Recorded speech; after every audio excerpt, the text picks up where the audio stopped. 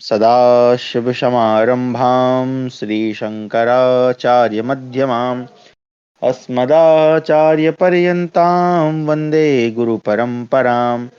ध्येयं सदा परिभवग्नभवीष्टदोहं तीर्थास्पदं शिवविरञ्चिनुतं शरण्यं विद्यार्थिहं प्रणतपालभवाब्धिपोतं वन्दे महापुरुष ते चरणारविन्दम्।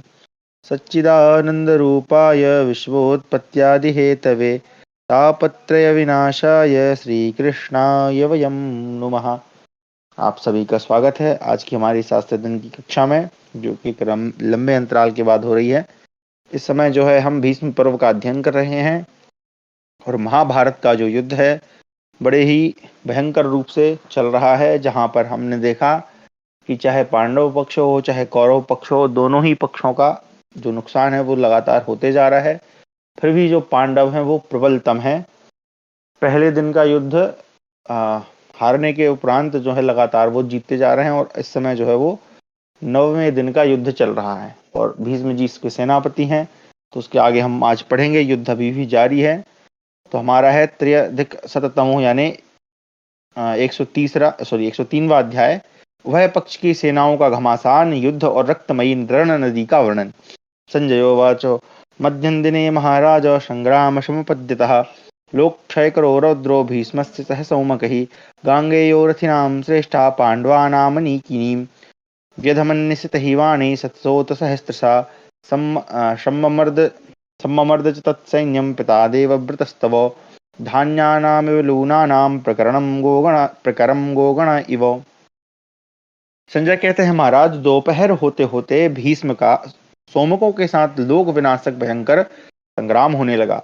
रथियों में श्रेष्ठ भीष्म ने सैकड़ों और हजारों तीखे बाणों की वर्षा करके पांडवों की विशाल सेना को नष्ट करना आरंभ किया। राजन, जैसे बैलों के समुदाय कटे हुए धान के बोझों का मर्दन करते हैं, उसी प्रकार आपके ताऊ देवव्रत ने उस सेना को रोंद डाला।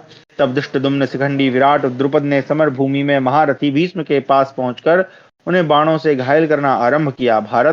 तदनंतर भीष्म ने विराट और धृष्टद्युम्न को 3 बाणों से घायल करके द्रुपद पर नाराज का प्रहार किया। राजन, शत्रुसूदन भीष्म के द्वारा घायल हुए वे महाधनुर्धर वीर पैरों से कुचले हुए सर्पों की भांति सम्रांगण में अत्यंत कुपित हो उठे। शिखंडी ने भरतवंशियों के पितामह भीष्म को बीच डाला, परंतु मन ही मन उसे स्त्री रूप मानकर अपनी मर्यादा से च्युत न होने वाले भीष्म ने उस पर प्रहार नहीं किया। धृष्टद्युम्न रण क्षेत्र में क्रोध से अग्नि की भांति जल उठे। उन्होंने 3 बाणों से पितामह भीष्म को उनकी छाती और भुजाओं में चोट पहुंचाई। द्रुपद ने 25, विराट ने 10 और शिखंडी ने 25 बाणों द्वारा भीष्म को घायल कर दिया।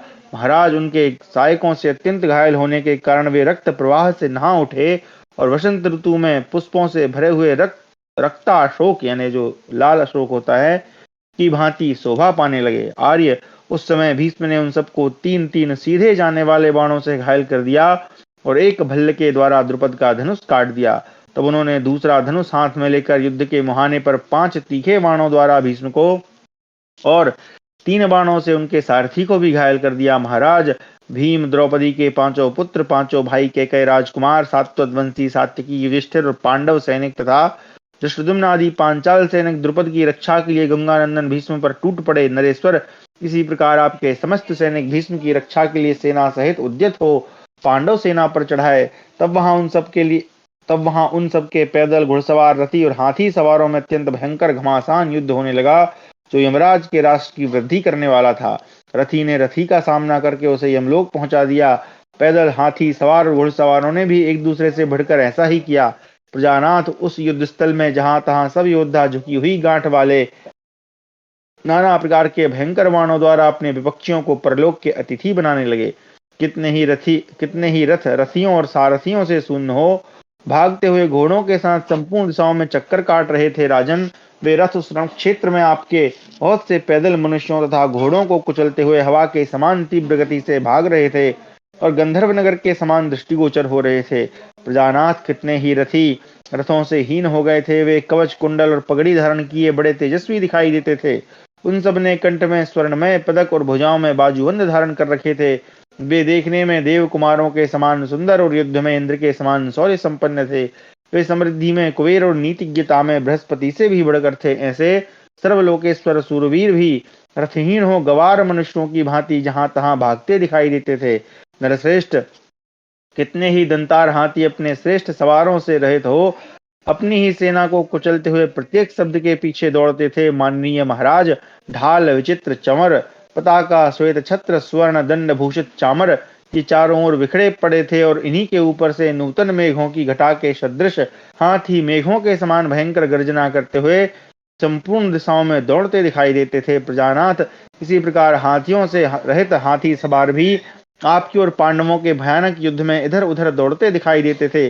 अनेक देशों में उत्पन्न स्वर्ण भूषित और वायु के समान वेगशाली सैकड़ों और हजारों घोड़ों को हमने रणभूमि से भागते देखा। हमने युद्ध में बहुत से घुड़सवारों को देखा जो घोड़ों के मारे जाने पर हाथ में तलवार लिए सबोर भागते और शत्रुओं द्वारा खदेड़े जाते थे।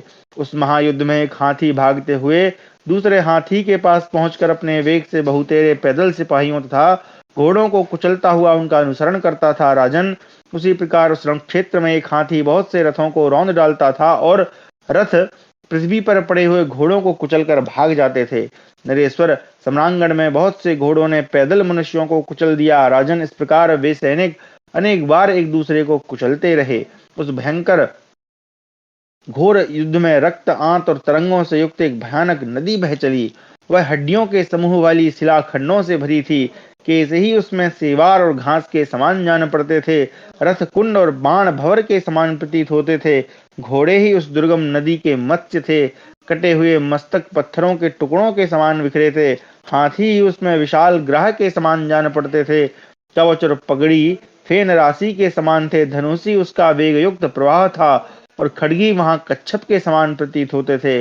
पताका और ध्वजाएं किनारे के वृक्षों के समान जान पड़ती थी। मनुष्यों की लाशें ही उसमें कगारें थी, यानी उसके किनारे थे, जिन्हें वह अपने बेग से तोड़ तोड़ कर बहा रही थी। मांसाहारी पक्षी ही उसके आसपास हंसों के समान भरे हुए थे। वह नदी यम के राज्य को बढ़ा रही थी। राजन, बहुत से सूरवीर महारथी क्षत्रिय नौका के समान घोड़े, रथ, हाथी आदि पर चढ़कर भय से रहित हो उस नदी के पार जा रहे थे। जैसे वैतरणी नदी मरे हुए प्राणियों को प्रेतराज के नगर में पहुंचाती है, उसी प्रकार वह रक्तमयी नदी डरपोक और कायरों को मूर्छित करके रणभूमि से दूर हटाने लगी। वहां खड़े हुए क्षत्रिय वह अत्यंत भयंकर मारकाट देखकर यह पुकार पुकार कर कह रहे थे कि दुर्योधन के अपराध से ही सारे क्षत्रिय विनाश को प्राप्त हो रहे हैं। पापात्मा राजा धृतराष्ट्र ने लोभ से मोहित होकर गणवान पांडवों से दोष द्वेष क्यों किया? महाराज, इस प्रकार वहां परस्पर कही हुई पांडवों की प्रशंसा तथा आपके पुत्रों की अत्यंत भयंकर निंदा से युक्त नाना प्रकार की बातें सुनाई पड़ती थीं। भारत, तब संपूर्ण योद्धाओं के मुख से निकली हुई उन बातों को सुनकर संपूर्ण लोकों का अपराध करने वाले आपके पुत्र दुर्योधन ने भीष्म, द्रोण, कृप और शल्य से कहा, आप लोग अहंकार छोड़कर युद्ध करें, विलंब क्यों कर रहे हैं? राजन, तदनंतर कौरवों का पांडवों के साथ भयंकर युद्ध होने लगा, जो कपट पूर्ण द्यूत के कारण संभव हुआ था और जिसमें बड़ी भारी मारकाट मच रही थी। विचित्र वीर्य नंदन महाराज धृतराष्ट्र, पूर्व काल में महात्मा पुरुषों के मना करने पर भी जो आपने उनकी बातें नहीं मानी, उसी का यह भयंकर फल प्राप्त हुआ है। इसे देखिए। राजन, सेना और सेवकों सहित पांडव तथा कौरव समर भूमि में अपने प्राणों की रक्षा नहीं करते हैं, अर्थात प्राणों का मोह छोड़कर युद्ध कर रहे हैं। पुरुष सिंह नरेश्वर, इस कारण से आपका दैव की प्रेरणा से या आपके ही अन्याय से होने वाले इस युद्ध में स्वजनों का घोर संहार हो रहा है। इस प्रकार हमारा 130वां अध्याय समाप्त हुआ। 104वां अध्याय, अर्जुन के द्वारा त्रिगर्तों की पराजय, कौरव पांडव सैनिकों का घोर युद्ध, अभिमन्यु से चित्रसेन की, द्रोण से द्रुपद की और भीमसेन से बाल्लीक की पराजय तथा सात्विकी और भीष्म का युद्ध। संजयोवाचो अर्जुनस्तानव्याघ्र सुशर्मानुचरान् नृपान् अनयत् प्रेतराजस्य सदनं सायिकैः स्थितैः सुशर्मापि ततो वाणी पार्थं विव्याध संयुगे वासुदेवं च सन्तप्त्या पार्थं च नवहि पुनः तं निर्वार्य सरोघेण शक्रसूनु महारथा सुशर्मणोरणे योद्धान् प्राहिणोदयम साधनम।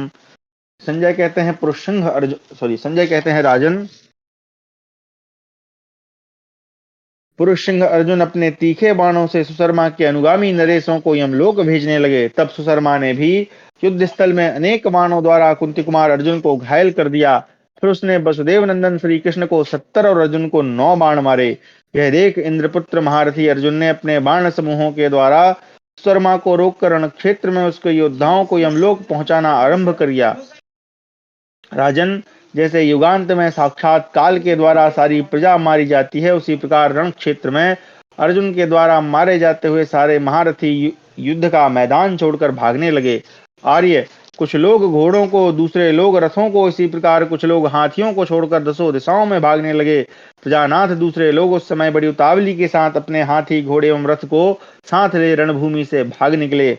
भारत, उस महायुद्ध में पैदल सिपाही भी अपने अस्त्र शस्त्रों को फेंककर, उनकी कोई अपेक्षा न रखकर जिधर से राह मिली उधर से ही भागने लगे।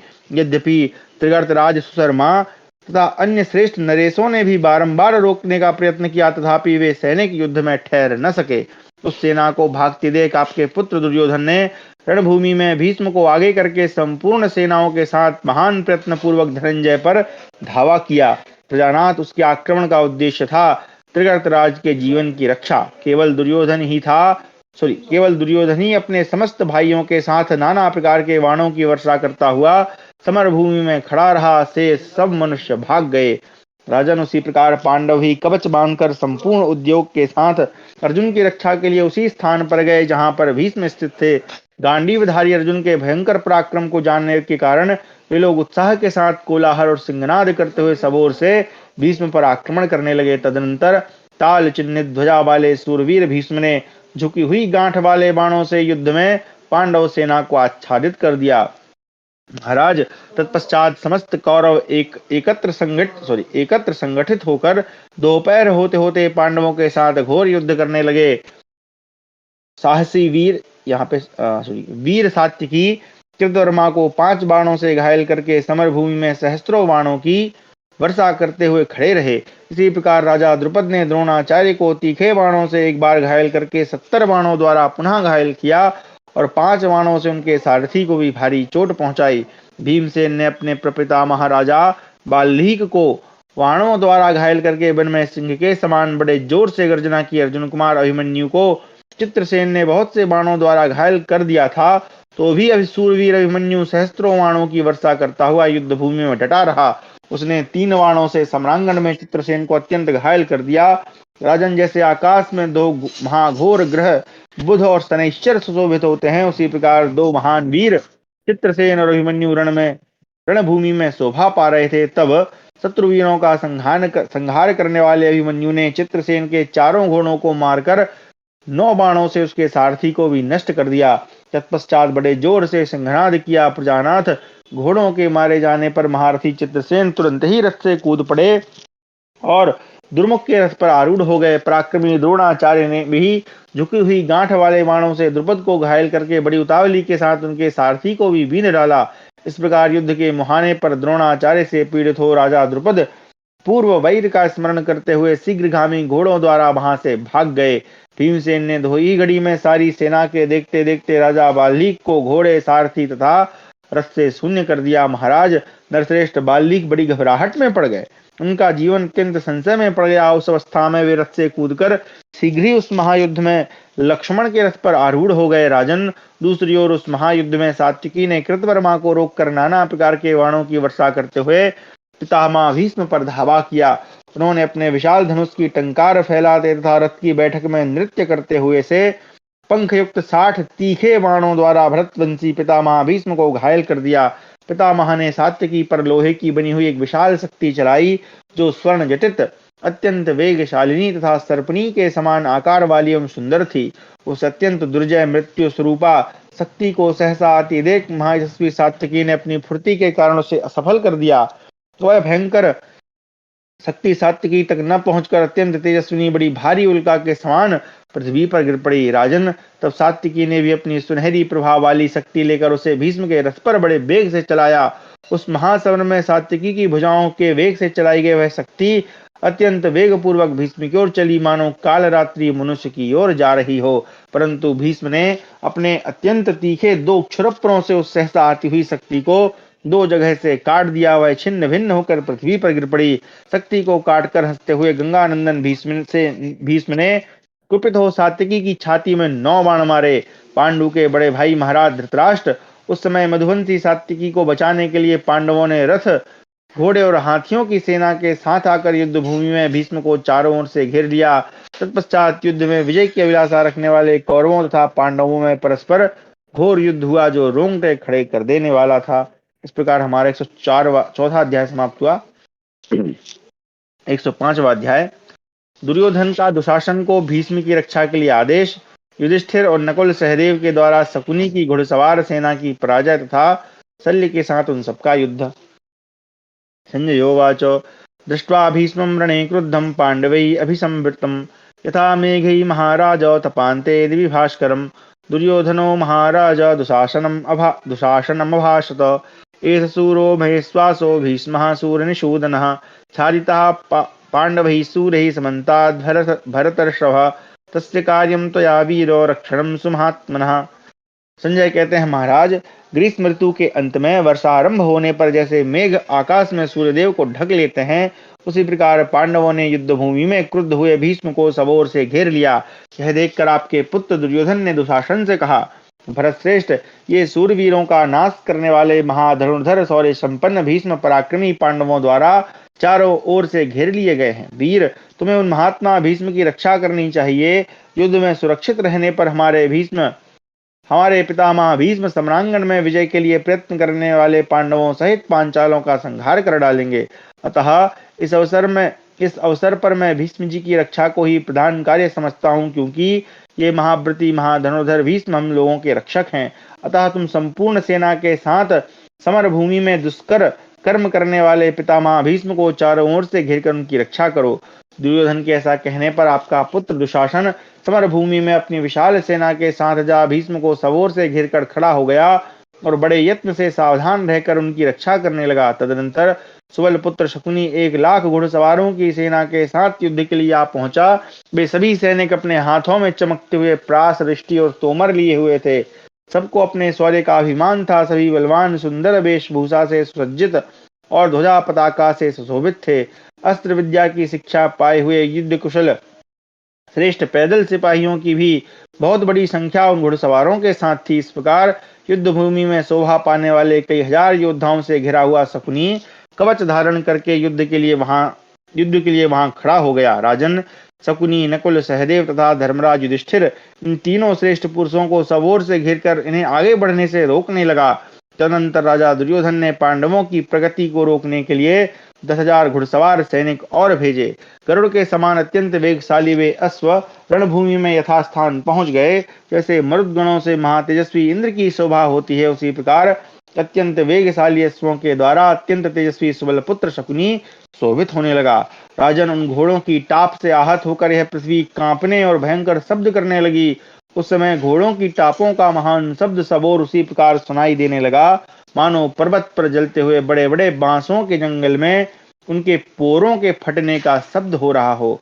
वहां घोड़ों के उछलने कूदने से जो बड़े जोर की धूली ऊपर को उठी, उसने मानो सूर्य के रथ के समीप पहुंचकर उसे आच्छादित कर दिया।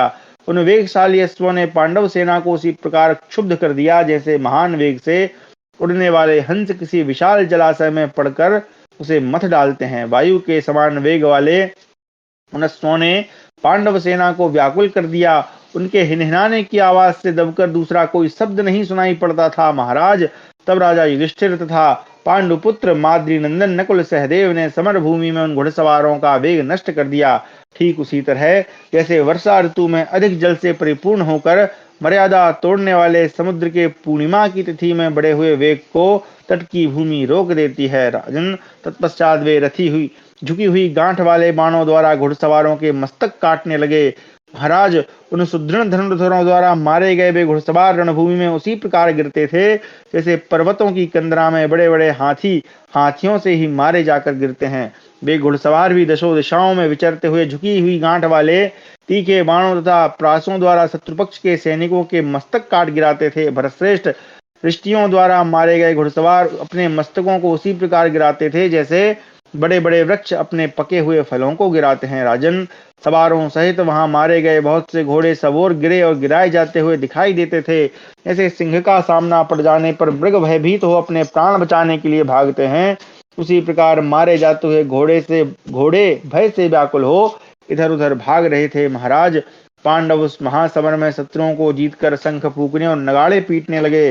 भरतश्रेष्ठ, तब सेना को पराजित होते देख दुर्योधन ने दीन होकर मद्रराज शल्य से इस प्रकार कहा।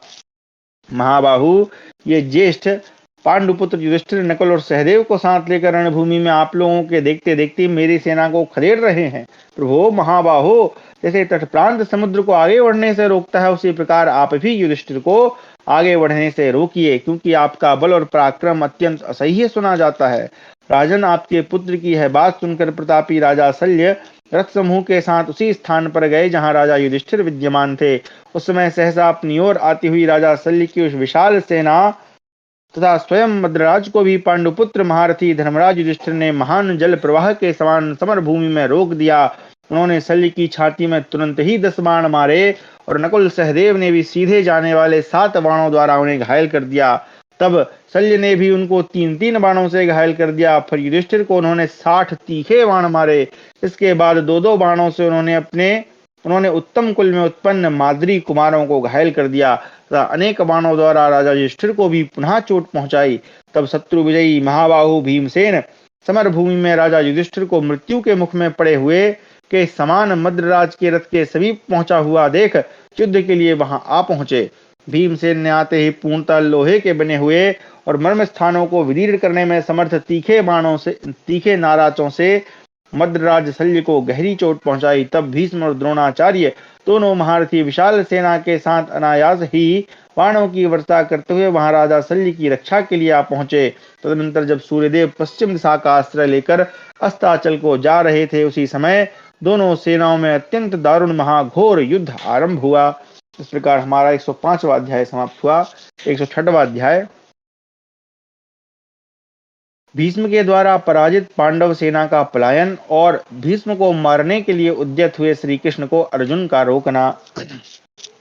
संजयोवाच, ततः पिता तव क्रुद्धो निशितैः सायकोत्तमे आजघान रणे पार्थान् सहसेनान् समन्ततः भीष्मं द्वादशभिः विद्ध्वा सात्विकीं नवभिः सरैः नकुलं च त्रिभिः विद्ध्वा सहदेवं च सप्तभिः युधिष्ठिरं द्वादशभिः वाहोरूरहि चार्पयत् धृष्टद्युम्नं ततो विद्वान् ननादसु महाबलः।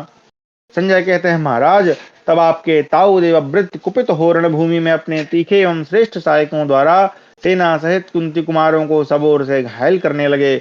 उन्होंने भीमसेन को 12, सात्यकी को 9, नकुल को 3 और सहदेव को 7 बाणों से घायल करके राजा युधिष्ठिर की दोनों भुजाओं और छाती में 12 बाण मारे। तदनंतर धृष्टद्युम्न को भी अपने बाणों से बींधकर महाबली भीष्म ने सिंह के समान गर्जना की। तब नकुल ने 12, सात्यकी ने 3, धृष्टद्युम्न ने 70, भीमसेन ने 7 तथा युधिष्ठिर ने 12 बाण मारकर पितामह भीष्म को घायल कर दिया। द्रोणाचार्य ने यमदंड के समान भयंकर एवं तीखे 5-5 बाणों द्वारा सात्यकी और भीमसेन में से प्रत्येक को घायल कर दिया।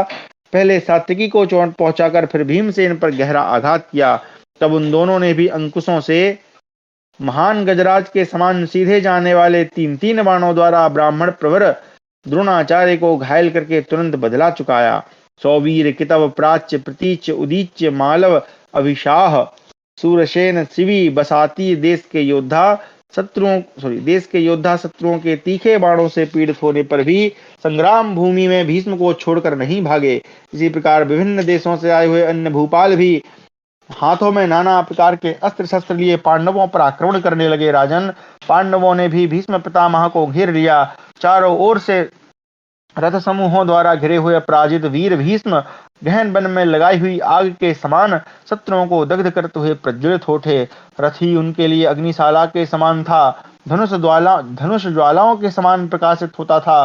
खड्ग, शक्ति और गदा आदि अस्त्र शस्त्र समिधा का काम कर रहे थे। बाण चिंगारियों के समान थे। इस प्रकार भीष्म रूपी अग्नि वहां क्षत्रिय शिरोमणियों को दग्ध करने लगी। उन्होंने स्वर्ण भूषित गृध्र पंख युक्त तेज बाणों तथा कर्णी, नालीक और नाराचों द्वारा पांडवों की सेनाओं को आच्छादित कर दिया। तीखे बाणों से ध्वजाओं को काट डाला और रथियों को भी मार गिराया। ध्वजाएं काटकर उन्होंने रथ समूहों को मुंडित तालबनों के समान कर दिया। राजन, युद्ध स्थल में समस्त शस्त्रधारियों में श्रेष्ठ महाबाहु भीष्म ने बहुत से रथों, हाथियों और घोड़ों को मनुष्यों से रहित कर दिया। उनके धनुष की प्रत्यंचा की टंकार ध्वनि वज्र की गड़गड़ाहट के समान जान पड़ती थी। भारत, उसे सुनकर समस्त प्राणी कांप उठते थे। भरतश्रेष्ठ, आपके ताऊ भीष्म के बाण कभी खाली नहीं जाते थे। राजन, भीष्म के धनुष से छूटे हुए बाण कवचों में नहीं अटकते थे, अर्थात उन्हें छिन्न भिन्न करके भीतर तक घुस जाते थे। महाराज, हमने संग्राम सम्रांगण में ऐसे बहुत से रथ देखे जिनके रथी और सारथी तो मार दिए गए थे, परंतु वेगशाली घोड़ों से जुते हुए होने के कारण वे इधर उधर खींचकर ले जाए जा रहे थे। चेदी, काशी और करुष देश के 14,000 विख्यात महारथी थे। वे उच्च कुल में उत्पन्न होकर पांडवों के लिए अपना शरीर निछावर कर चुके थे। उनमें से कोई भी युद्ध में पीड़ दिखाने वाला नहीं था। उन सब की ध्वजाएं सोने की बनी हुई थी। मुंह बाए हुए काल के समान भीष्म जी के सामने पहुंचकर वे सबके सब महारथी युद्ध रूपी समुद्र में डूब गए। भीष्म जी ने घोड़े, रथ और हाथियों सहित उन सबको परलोक का पथिक बना दिया। भरत नंदन महाराज, हमने वहां सैकड़ों और हजारों ऐसे रथ देखे जिनके धुरे आदि सामान टूट गए थे और पहियों के भी टुकड़े टुकड़े हो गए थे।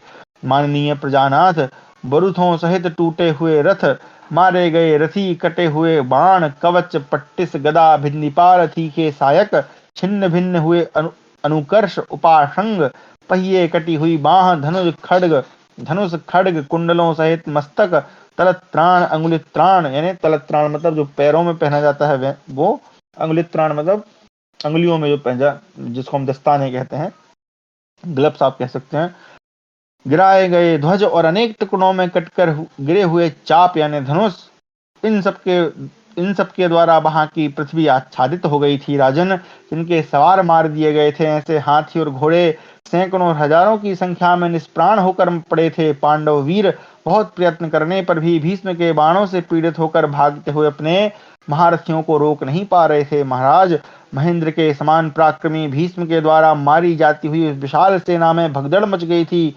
2 आदमी भी एक साथ नहीं भागते थे।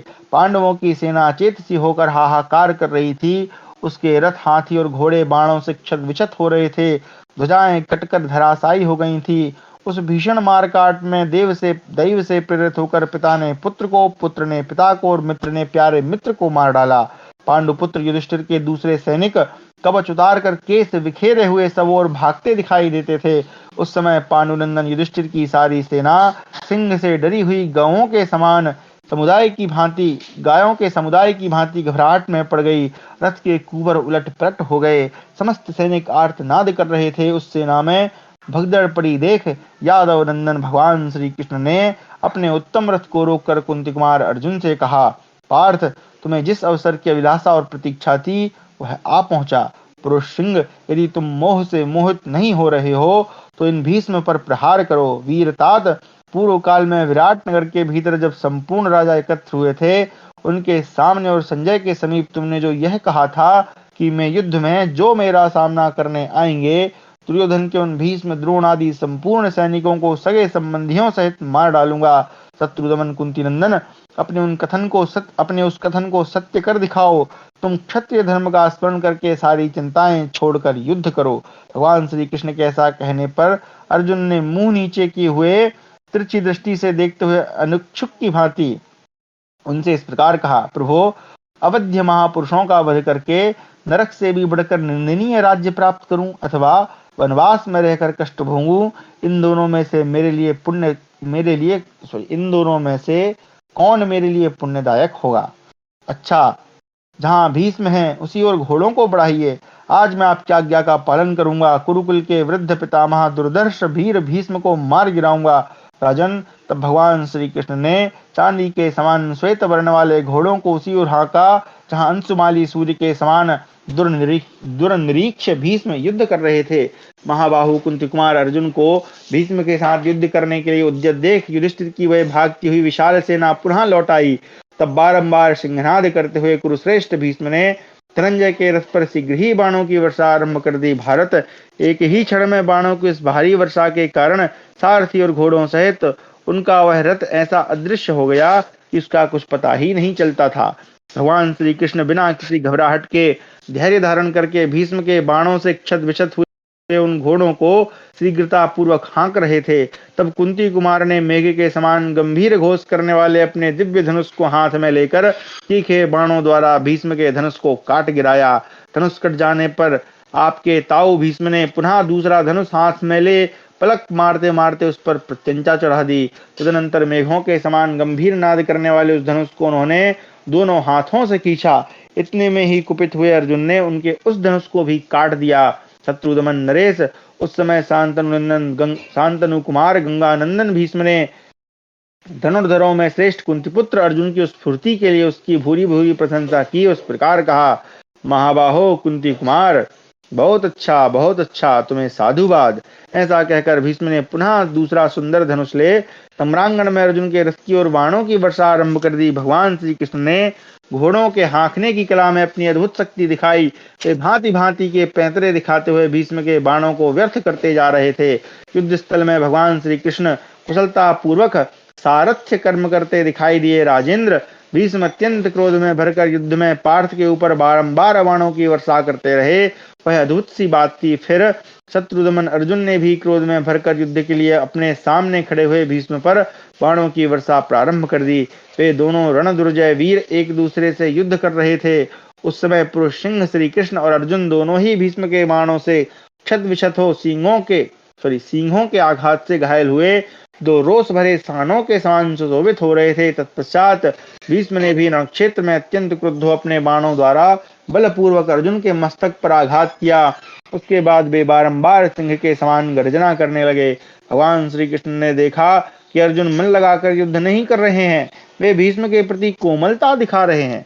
और उधर भीष्म युद्ध में सेना के मध्य भाग में खड़े हो निरंतर बाणों की वर्षा करते हुए दोपहर के सूर्य के समान तप रहे हैं।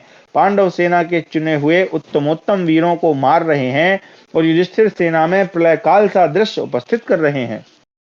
तब शत्रुवीरों का नाश करने वाले महाबाहु माधव को यह सहन नहीं हुआ।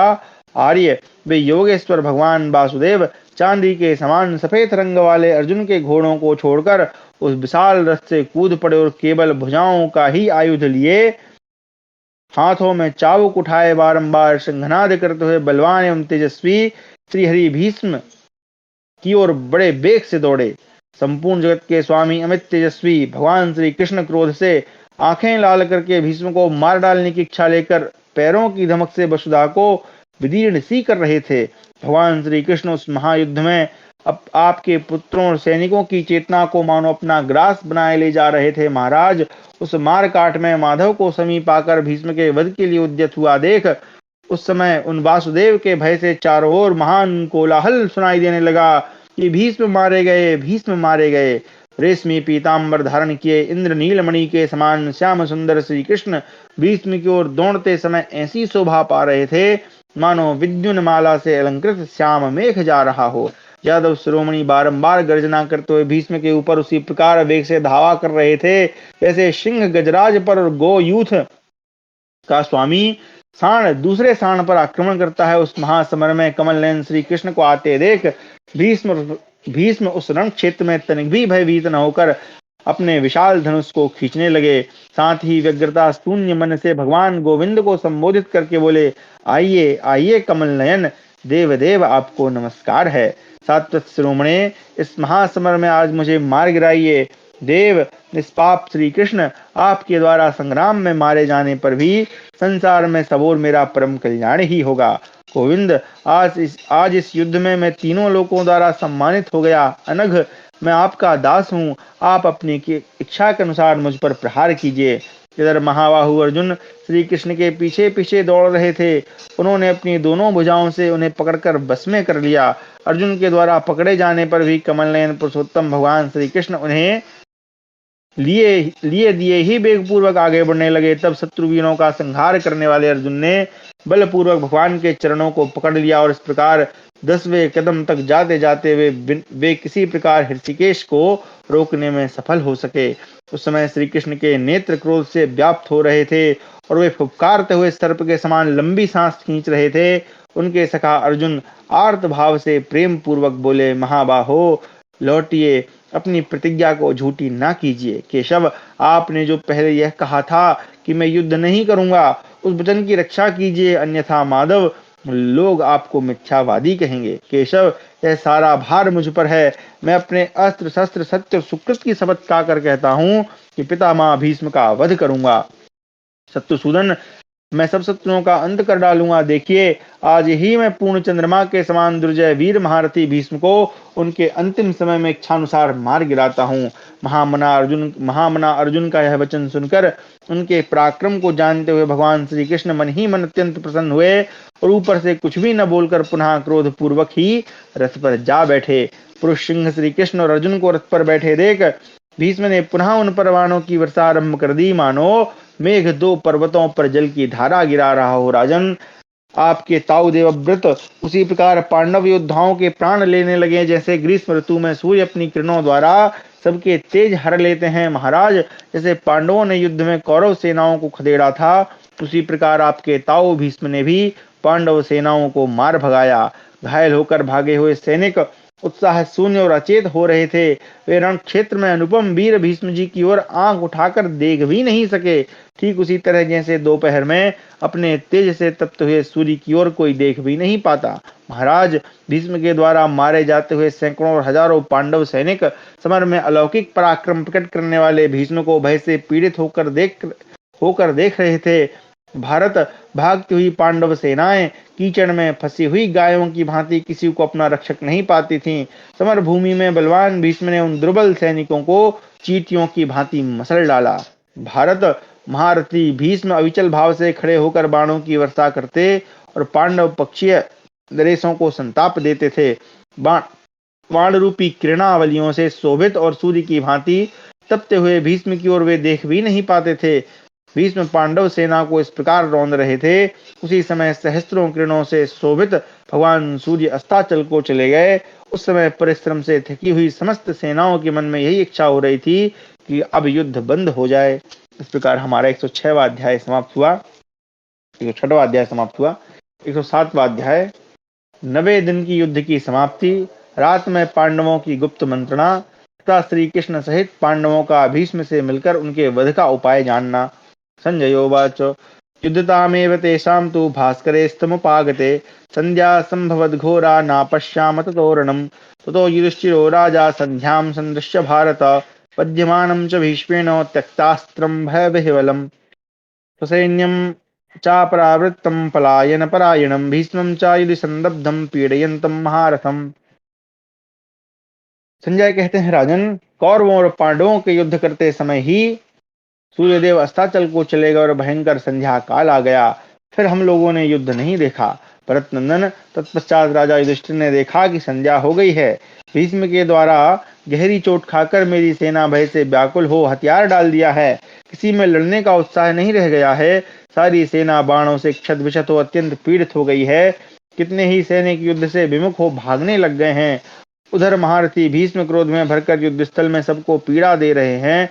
सोमगवंशी महारथी पराजित होकर अपना उत्साह खो बैठे हैं और घोर रूप भयानक प्रदोष काल आ पहुंचा है। इन सब बातों पर विचार करके राजा युधिष्ठिर ने सेना को युद्ध से लौटा लेना ही ठीक समझा। महान बल और पराक्रम से संपन्न भीष्म को हम किस प्रकार जीत सकेंगे, यही सोचते हुए राजा युधिष्ठिर ने अपने शिविर में जाने का विचार किया। इसके बाद महाराज युधिष्ठिर ने अपनी सेना को पीछे लौटा लिया।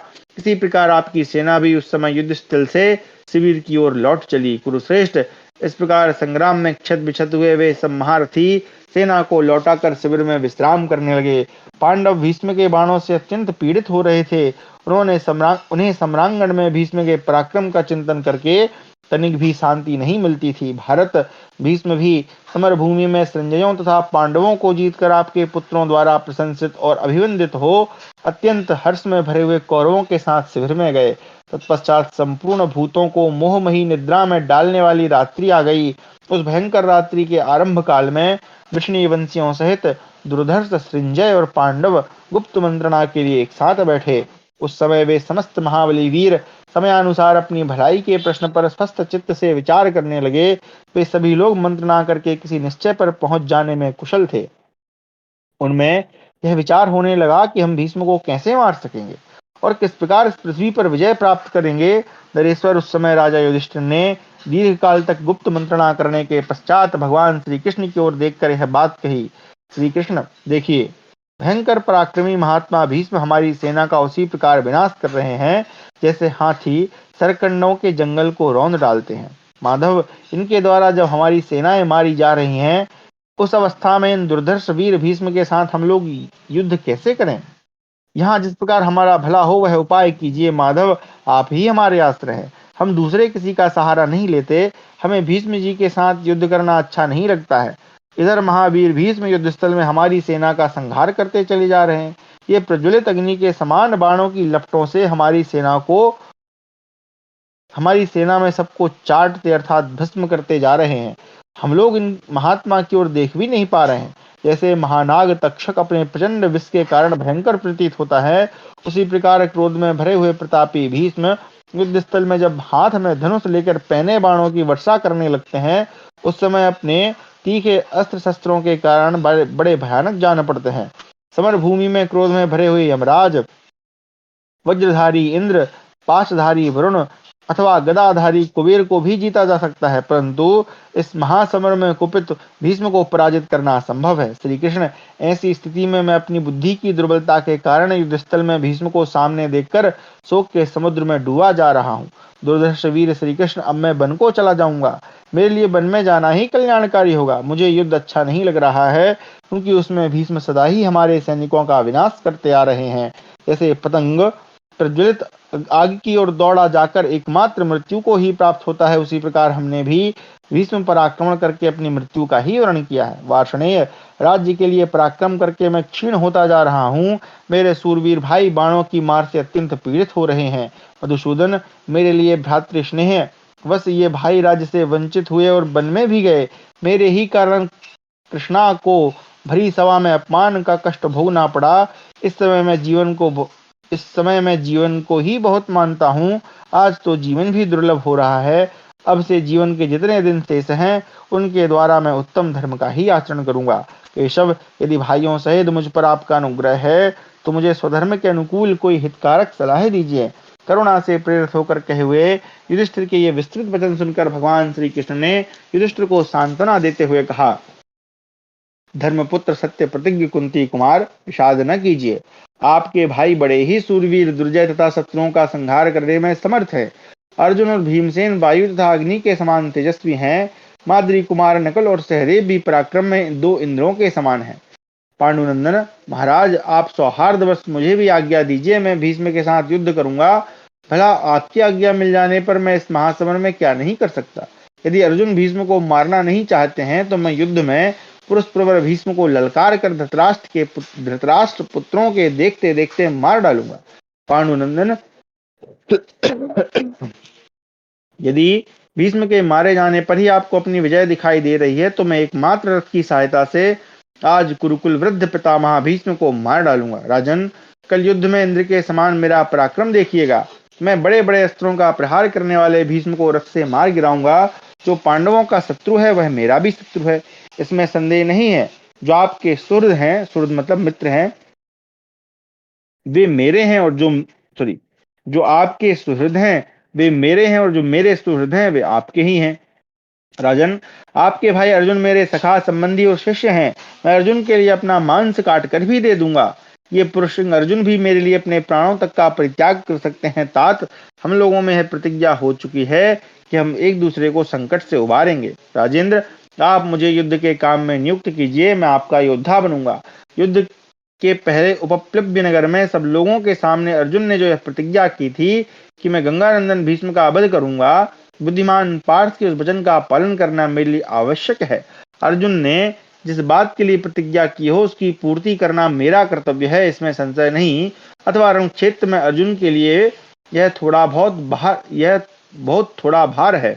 ये शत्रु नगरी पर विजय पाने वाले भीष्म को युद्ध में अवश्य मार डालेंगे। कुंती पुत्र अर्जुन उद्यत हो जाएं तो युद्ध में असंभव को भी संभव कर सकते हैं। नरेश्वर, दैत्यों और दानवों सहित संपूर्ण देवताओं को भी अर्जुन युद्ध में मार सकते हैं, पर भीष्म को मारना कौन बड़ी बात है। महाप्रतापी शांतनुनंदन भीष्म तो हमारे विपरीत पक्ष का आश्रय लेने वाले और बलहीन हैं। इनके जीवन के अब बहुत थोड़े दिन रह गए हैं। तथापि यह निश्चित रूप से कहा जा सकता है कि वे अपने कर्तव्य को नहीं समझ रहे हैं। युधिष्ठिर ने कहा, महाबाहु माधव, आप जैसा कहते हैं ठीक ऐसी ही बात है। ये समस्त कौरव आपका वेग धारण करने में समर्थ नहीं है। पुरुषंग जिसके पक्ष में आप खड़े रहें जिसके पक्ष में आप खड़े हैं, वह मैं यह सब अभीष्ट मनोरथ अवश्य पूर्ण कर लूंगा। विजयी वीरों में श्रेष्ठ गोविंद, आपको अपना रक्षक पाकर मैं युद्ध में इंद्र सहित संपूर्ण देवताओं को भी जीत सकता हूँ। फिर महारथी भीष्म पर विजय पाना कौन बड़ी बात है माधव, परंतु मैं अपनी गुरुता का प्रभाव डालकर आपको असत्यवादी नहीं बना सकता। आप युद्ध किए बिना ही पूर्वोक्त सहायता करते रहिए। मेरी भीष्म जी के साथ एक शर्त हो चुकी है। उन्होंने कहा है कि मैं युद्ध में तुम्हारे हित के लिए सलाह दे सकता हूँ, परंतु तुम्हारी ओर से किसी प्रकार युद्ध नहीं करूंगा। युद्ध तो मैं केवल दुर्योधन के लिए ही करूंगा। प्रभु, यह बात बिल्कुल सच्ची है। अतः माधव, भीष्म जी मुझे राज्य और मंत्र यानी हित कर सलाह दोनों देंगे। इसलिए मधुसूदन, हम सब लोग पुनः आपके साथ भीष्म जी के पास उन्हीं से उनके वध का उपाय पूछने चलें। विष्णुनंदन, हम सब लोग शीघ्र ही एक साथ कुरुवंशी नरश्रेष्ठ भीष्म के पास चलें और उनसे सलाह लें। जनार्दन, पूछने पर वे हमें सत्य और हितकर बात बताएंगे। श्री कृष्ण, वे जैसा कहेंगे युद्ध में वैसा ही करूंगा। दृढ़ता पूर्वक व्रत का पालन करने वाले भीष्म हमारे लिए विजय और सलाह के लिए भी दाता हो सकते हैं। बाल्यावस्था में जब हम पितृहीन हो गए थे, उस समय उन्होंने ही हमारा पालन पोषण किया था। माधव, यद्यपि वे हमारे पिता के भी पिता और प्रिय हैं, तो भी उन बूढ़े पितामह भीष्म को मैं मारना नहीं चाहता हूँ। क्षत्रिय की इस जीविका को धिक्कार है। संजय कहते हैं, महाराज, तब भगवान श्री कृष्ण ने युधिष्ठिर से कहा, महामते राजेंद्र, आपका कथन मुझे ठीक जान पड़ता है। भीष्म पुण्यात्मा पुरुष हैं, वे दृष्टिपात मात्र से सबको दग्ध कर सकते हैं। अतः गंगानंदन, भीष्म से उनके वध का उपाय पूछने के लिए आप अवश्य उनके पास चले। विशेषतः आपके पूछने पर वे अवश्य सच्ची बात बताएंगे। अतः हम सब लोग मिलकर कुरुकुल के वृद्ध पितामह भीष्म से अभीष्ट प्रश्न पूछने के लिए साथ साथ वहां चलें और भारत चलकर उनसे हितकर मंत्रणा पूछें। वे आपको ऐसी मंत्रणा देंगे जिससे हम लोग शत्रुओं के साथ युद्ध करेंगे। वे वीर पांडव इस प्रकार सलाह करके एक साथ मिलकर अपने पिता पांडु के भी पितृतुल्य भीष्म पितामह के पास गए। उनके साथ पराक्रमी भगवान वासुदेव भी थे। उन सब ने अस्त्र शस्त्र कवच रख दिए थे। वे भीष्म के शिविर की ओर गए और उनके भीतर प्रवेश करके उन्होंने भीष्म को मस्तक झुकाकर प्रणाम किया। महाराज, पांडवों ने भरतश्रेष्ठ भीष्म की पूजा करते हुए उनके चरणों में मस्तक रखकर प्रणाम किया और उन्हीं की शरण ली। उस समय कुरुकुल के पितामह बहावा भीष्म ने उन सब लोगों से कहा, विष्णुनंदन, आपका स्वागत है। धनंजय, तुम्हारा भी स्वागत है। धर्मपुत्र युधिष्ठिर, भीमसेन, नकुल और सहदेव, सबका स्वागत है। आज मैं तुम सब लोगों की प्रसन्नता बढ़ाने वाला कौन सा कार्य करूं? पुत्रों, युद्ध के अतिरिक्त जो चाहो मांग लो, संकोच न करो। तुम्हारी मांग अत्यंत दुष्कर हो तो भी मैं उसे सब प्रकार से पूर्ण करूंगा। गंगानंदन भीष्म जब बारंबार इस प्रकार प्रसन्नता पूर्वक कह रहे थे, उस समय राजा युधिष्ठिर ने दीन हृदय से प्रेम पूर्वक यह बात कही। सर्वज्ञ, युद्ध में हमारी जीत कैसे हो? हम किस प्रकार राज्य प्राप्त करें? प्रभु, हमारी प्रजा का जीवन संकट में न पड़े, यह कैसे संभव हो सकता है? कृपया यह सब मुझे बताइए। आप स्वयं ही अपने वध का उपाय बताइए। वीर, समर भूमि में हम लोग आपका वेग कैसे सह सकते हैं? कुरुकुल के वृद्ध पितामह, आप में कोई छोटा सा भी छिद्र यानी दोष दृष्टिगोचर नहीं होता। आप युद्ध में सदा मंडलाकार धनुष के साथ ही परिलक्षित होते हैं। महाबाहो, आप रथ पर दूसरे सूर्य के समान विराजमान होकर कब बाण हाथ में लेते हैं, कब धनुष पर रखते हैं और कब उसकी डोरी को खींचते हैं, यह हम सब लोग देख ही नहीं पाते। शत्रु वीरों का नाश करने वाले भ्रष्टेश, जब आप रथ, अश्व, पैदल, मनुष्य और हाथियों का भी संहार करने वाले हैं, कौन पुरुष आपको जीतने का साहस कर सकता है? आपने युद्ध स्थल में बाणों की वर्षा करके बड़ा भारी संहार मचा रखा है। रण क्षेत्र में मेरी विशाल सेना आपके द्वारा नष्ट हो चुकी है। पितामह, हम लोग युद्ध में जिस प्रकार आपको जीत सकें, जिस प्रकार हमें विपुल राज्य की प्राप्ति हो सके और जिस प्रकार मेरी सेना भी सकुशल रह सके, वह उपाय मुझे बताइए। तब पांडु के पितृतुल्य शांतनु कुमार भीष्म जी ने पांडवों से इस प्रकार कहा, कुंती कुमार, मेरे जीते जी युद्ध में किसी प्रकार तुम्हारी विजय नहीं हो सकती। सर्वज्ञ, मैं तुमसे सच्ची बात कहता हूँ, पांडवों, यदि युद्ध के द्वारा मैं किसी प्रकार जीत लिया जाऊं, तभी तुम लोग रण क्षेत्र में विजयी हो सकोगे। यदि युद्ध में विजय चाहते हो तो मुझ पर शीघ्र ही घातक प्रहार करो।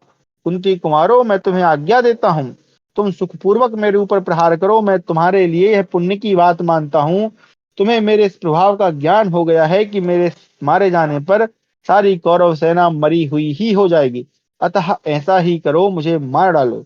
युधिष्ठिर ने कहा, पितामह, हम लोग युद्ध में दंडधारी यमराज की भांति क्रोध में भरे हुए आपको किस प्रकार जीत सकें, वैसा उपाय हमें हमें आप ही बताइए। वज्रधारी इंद्र, वरुण और यम, इन सबको जीता जा सकता है, परंतु आपको तो समर भूमि में इंद्र आदि देवता और असुर भी नहीं जीत सकते। भीष्म ने कहा, महाबाहु पांडुनंदन, तुम जैसा कहते हो सत्य है। जब तक मेरे हाथ में शस्त्र होगा, जब तक मैं श्रेष्ठ धनुष लेकर युद्ध के लिए सावधान एवं प्रयत्नशील रहूंगा, तब तक इंद्र सहित संपूर्ण देवता और असुर भी रण क्षेत्र में मुझे जीत नहीं सकते। जब मैं अस्त्र शस्त्र डाल दूं, उस अवस्था में ये महारथी मुझे मार सकते हैं। जिसने शस्त्र नीचे डाल दिया हो, जो गिर पड़ा हो, जो कवच और ध्वज से शून्य हो गया हो, जो भयभीत होकर भागता हो, अथवा मैं तुम्हारा हूं ऐसा कह रहा हो, जो स्त्री हो, स्त्रियों जैसा नाम रखता हो, विकल हो, जो अपने पिता का इकलौता पुत्र हो, अथवा नीच जाति का हो, ऐसे मनुष्य के साथ युद्ध करना मुझे अच्छा नहीं लगता है। राजेंद्र, मेरे पहले से सोचे हुए संकल्प को सुनो। जिसकी ध्वजा में कोई अमंगल सूचक चिन्ह हो, ऐसे पुरुष को देखकर मैं कभी उसके साथ युद्ध नहीं कर सकता। राजन, तुम्हारी सेना में ये जो द्रुपद पुत्र महारथी शिखंडी है, वह समर भूमि में अमर्षशील शौर्य संपन्न तथा युद्ध विजयी है। वह पहले स्त्री था, फिर पुरुष भाव को प्राप्त हुआ है। ये सारी बातें जैसी हुई हैं, वह सब तुम लोग भी जानते हो। तो सूरवीर अर्जुन सम्रांगण में कवच धारण करके शिखंडी को आगे रखकर मुझ पर तीखे बाणों द्वारा आक्रमण करें। शिखंडी की ध्वजा अमांगलिक चिन्ह से युक्त है तथा विशेषता यह पहले स्त्री रहा है, इसलिए मैं हाथ में बाण लिए रहने पर भी किसी प्रकार उसके ऊपर प्रहार नहीं करना चाहता। भरतश्रेष्ठ, इसी अवसर का लाभ लेकर पांडुपुत्र अर्जुन मुझे चारों ओर से शीघ्रता पूर्वक बाणों द्वारा मार डालने का प्रयत्न करें। मैं भाग भगवान श्री कृष्ण अथवा पांडुपुत्र धनंजय के सिवा दूसरे किसी को जगत में ऐसा नहीं देखता जो युद्ध के लिए उद्यत होने पर मुझे मार सकें। इसलिए यह अर्जुन श्रेष्ठ धनुष तथा दूसरे अस्त्र शस्त्र लेकर युद्ध में सावधानी के साथ प्रयत्नशील हो, उपर्युक्त लक्षणों से युक्त किसी पुरुष अथवा शिखंडी को मेरे सामने खड़ा करके स्वयं बाणों द्वारा मुझे मार गिरावें। इसी प्रकार तुम्हारी निश्चित रूप से विजय हो सकती है। उत्तम व्रत का पालन करने वाले कुंती पुत्र युधिष्ठिर, तुम मेरे ऊपर जैसे मैंने बताई है वैसी ही नीति का प्रयोग करो। ऐसा करके ही तुम रण क्षेत्र में आए हुए संपूर्ण धृतराष्ट्र पुत्रों को तथा उसके सैनिकों को मार सकते हो। संजय कहते हैं, राजन, यह सब जानकर कुंती